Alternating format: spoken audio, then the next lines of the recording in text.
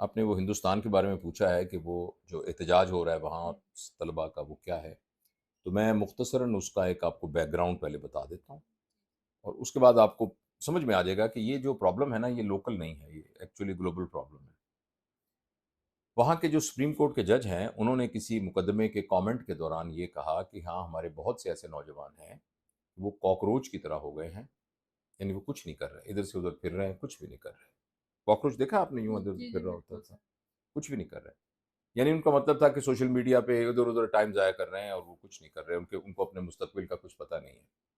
تو اس بات کو نوجوانوں نے بہت برا محسوس کیا، تو اس کی ریٹیلیشن میں انہوں نے ایک جماعت بنا دی جس کا نام ہے کاکروچ جنتا پارٹی، CJP، اس کا نام ہی کاکروچ پارٹی رکھ لیا، اور جو کہ نوجوانوں کے حقوق کے بارے میں بات کرتی ہے۔ دوسری اہم بات یہ ہے کہ وہاں ایک ٹیسٹ ہوتا ہے، ایپٹیچیوڈ ٹیسٹ، نیٹ جسے کہتے ہیں، نیشنل ایپٹیچیوڈ ٹیسٹ، جس کے ذریعے یونیورسٹیز میں داخلے ہوتے ہیں، پھر ہائر ایجوکیشن میں داخلے ہوتے ہیں۔ اس کے بارے میں متعدد بار آ رہا ہے کہ وہ جو ہے نا، اس کے پیپر لیک ہو جاتے ہیں، اور یہ جو پیپر لیک ہونا ہے نا، یہ ایک انسیڈنس نہیں ہوتا، یہ ایک پورا کا پورا منظم طریقہ ہے۔ اور یہ بات کہتے ہوئے بہت دکھ ہوتا ہے کہ گو اتنی شدت سے نہیں جیسے ہندوستان میں ہے، مگر پاکستان میں بھی یہ چیزیں ہوتی ہیں، اور پاکستان میں بھی بہت دفعہ جو ہے یہ پیپر لیک ہونے کے بارے میں بات ہوئی ہے، اور اس کے پیچھے ایک ایجوکیشن کے کا بزنس مین ہے اس کے پیچھے۔ آپ نے دیکھا ہوگا کہ سرکاری ایک زمانے میں سرکاری ادارے جو تھے نا، وہ سب سے ٹاپ پر ہوتے تھے اپنی پرفارمنس، بیسٹ ٹیچرز اس کے اندر ہوتے تھے۔ اسی طرح سرکاری ٹرانسپورٹ بس، یعنی ایک ہوتی تھی گورنمنٹ ٹرانسپورٹ، لوگ اس میں بیٹھتے تھے کہ وہ بہت ٹائم پہ چلتی ہے، وہ سیفٹی بہت ہے، ڈرائیور کوالیفائڈ ہے، سب چیزیں۔ لیکن آہستہ آہستہ جیسے باقی تمام چیزوں میں انحطاط آتا گیا، تو سرکاری چیزوں میں بھی، اور ہندوستان میں بھی ایسے۔ میں گیا ہوں ایک دفعہ ہندوستان، میں نے وہاں کے سول ہاسپٹل بھی دیکھے ہیں، اسکول سسٹم کو تو ظاہر نہیں دیکھا، لیکن یہ کہ جو سننے میں، میڈیا میں، ہر چیز میں پتہ لگتا ہے کہ جس طرح ہمارے ہاں انٹرنیشنل فرنچائزز اور یہاں اسکول سسٹمز بنے ہوئے ہیں سارے، جو کہ اس سرکاری اسکول اس کے معاملے میں مقابلے میں بالکل، یعنی کوئی پرفارمنس ہی نہیں ہے ان کی۔ اور اگر آپ سرکاری اسکول کے ٹیچر کی تنخواہ دیکھیں اور پرکس دیکھیں، اور پرائیویٹ کے اسکول کی تنخواہ کی ٹیچر کو دیکھیں، تو زمین آسمان کا فرق ہے۔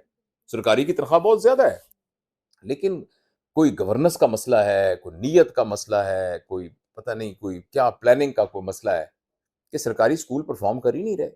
اس لیے جو مڈل کلاس والا تھوڑا سے بھی پیسے افورڈ کرتا ہے، وہ پرائیویٹ سسٹم کے اندر چلا جاتا ہے، اور وہ جو پرائیویٹ سسٹم ہے، انہوں نے اپنے نمبر اوپر لے کے جانے ہوتے ہیں، ان کو نمبر لینے، ان کا بیسیکلی باکردار انسان بنانا، ایک مفید شہری بنانا، ایک کریٹو انسان بنانا، وہ ایک سیکنڈری بائی پروڈکٹ ہے، ہو جاتے نکل آتے ہوں گے کچھ باکردار اور کچھ سیکنڈری۔ اصل چیز ہے کہ نمبر کتنے زیادہ آئے جائیں، اور نمبروں کی اس دوڑ میں بہت دو نمبریاں ہوتی ہیں پھر۔ یہ مجھے پتا ہے، جس زمانے میں FSC کے بیس پر ہی صرف MBBS میں داخلہ ہوتا تھا، باقاعدہ لوگ ہوتے تھے جو نمبر بڑھوانے کے لیے جاتے تھے، اور بڑے بڑے معززین جو نا، وہ لوگ فخر کہتے میں ایسے ہی فلانے کے بچوں کے لیے بھی میں خدمت کرتا رہا ہوں، بڑا خدمت گزار ہوں، تو یہ بڑے بڑوں کے بچے جو ہے نا، وہ نمبر اس طرح بڑھوا کے اور اس طرح انسٹیٹیوشنز میں چلے جاتے ہیں۔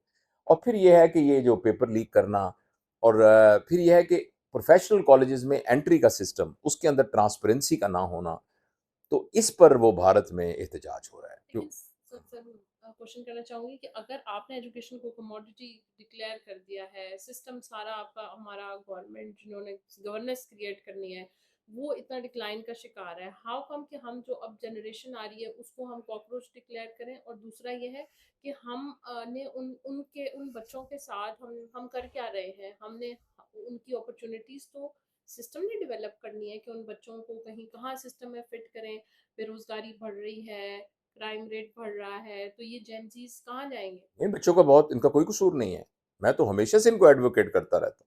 ہم ہر جگہ بیٹھ کر نا ان کو بلیم کرتے ہیں کہ یہ جی نوجوان جو ہیں، یہ بڑے نوجوان جو ہیں، یہ بڑا بیکار پھر رہے ہیں، یہ سارا دن موبائل پہ فون ضائع کرتے، ٹائم ضائع کرتے رہتے ہیں، یہ کچھ بھی نہیں کرتے، ان کے اندر شیلونیس آ گیا ہے۔ تو ان کے لیے بہت بری رول ماڈلنگ ہم نے کریٹ کی ہے، اور سسٹم کو ہم نے اس قدر تباہ کر دیا ہے کہ یہ بیچارے جو، یہ میں تو کہتا ہوں کہ پچھلی جنریشن سے زیادہ بہتر لوگ ہیں، کیونکہ یہ اسٹیٹس کو توڑنا چاہتے ہیں۔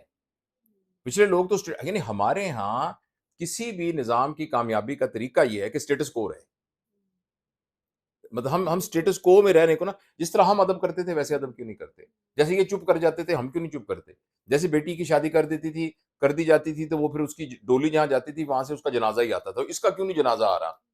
تو وہ کہتے ہیں نہیں انہیں جنازہ لانا ہم نے، مطلب اگر کسی بندر کے ساتھ آپ نے ہماری شادی کر دی ہے تو نہیں رہنا ہم نے اس کے ساتھ. تو اس طریقے سے یہ ہے کہ میں یہ 100% یہ نہیں کہتا کہ نوجوان جو ہیں وہ بالکل 100% ان کے اوپر رسپانسبلٹیز نہیں آتی، لیکن یہ ہے کہ یہ جو احتجاج ہو رہا ہے، خیر بات تو احتجاج پر آئی، جو احتجاج ہو رہا ہے وہ اسی بات پر ہو رہا ہے کہ وہاں کے جو وزیر کا تعلیمی سسٹم ہے وہ تعلیمی سسٹم بالکل ایکسیپٹیبل نہیں ہے. ان کے مطابق اس تعلیمی سسٹم میں وہ یعنی وہ طاقت نہیں ہے جس کے ذریعے سے اس ڈیجیٹل دور کے اندر بچوں کے اندر سے ان کا پوٹینشیل نکال کر ان کی زندگی میں ویلیو ایڈ کی جائے.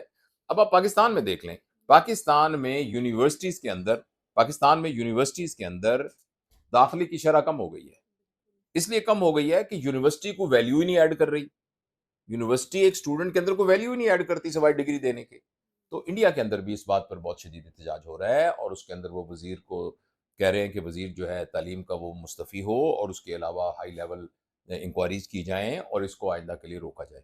اور یہ بات دیکھیں انہوں نے ہمت کی ہے ان لڑکیوں نے وہاں. تو ہمارے یہاں بھی حالات اس سے مختلف تو نہیں ہیں. تو ہم یہ تو نہیں کہتے کہ یہاں بھی ہڑتال کریں، لیکن یہ کہ جو ہمارے حکمران ہیں اور جو ہمارے تعلیم کے محکمے وہ دیکھیں کہ پرائیویٹ سیکٹر کس طریقے سے انفلوئنس کر رہا ہے ساری ان چیزوں کو، اور اس کے بعد اس کی جو ہے ایک اس کے لیے کوئی نہ کوئی کرنا چاہیے. کیونکہ یہ آگ جب پھیلتی ہے نا تو وہ پھر بہت تیزی کے ساتھ پھیلتی ہے. تو بیسیکلی وہ نوجوان اپنے حقوق کے لیے اور تعلیمی نظام کے اندر بہتری کے لیے نکلے ہیں، اور اسی طرح کے پرابلم ہمارے ہاں بھی ہیں. ہمارے ہاں بھی ایجوکیشن سسٹم کے اوپر جتنے پیسے دیکھیں جتنے پیسے بے نظیر انکم اسکیم کے اوپر خرچ ہوتے ہیں اتنے بھی ایجوکیشن پر خرچ نہیں ہوتے. پتہ ہے آپ کو اس بات کا؟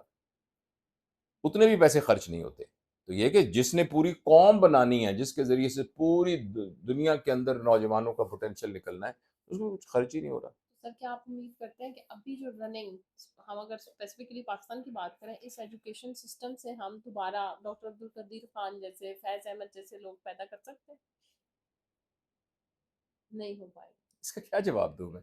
یعنی آپ دیکھیں نا کہ آپ کو زمین ہی نہیں ہے وہاں، وہ کھاد ہی نہیں ہے وہاں، موئسچر ہی نہیں ہے، تو آپ کہیں اس میں سے گلاب اگ سکتے ہیں؟ کیسے اگ سکتے ہیں؟ ہاں کوئی قدرتی یعنی کچھ لوگ ہوتے ہیں جو ڈسپائٹ آف ٹیچنگ یا انسپائٹ آف ٹیچنگ بریلینٹ ہوتے ہیں.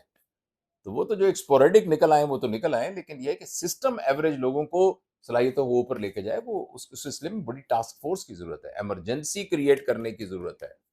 تو یہ ہے انڈیا میں جو کچھ ہو رہا ہے اس سے سبق سیکھنا چاہیے ہمیں. Thank you.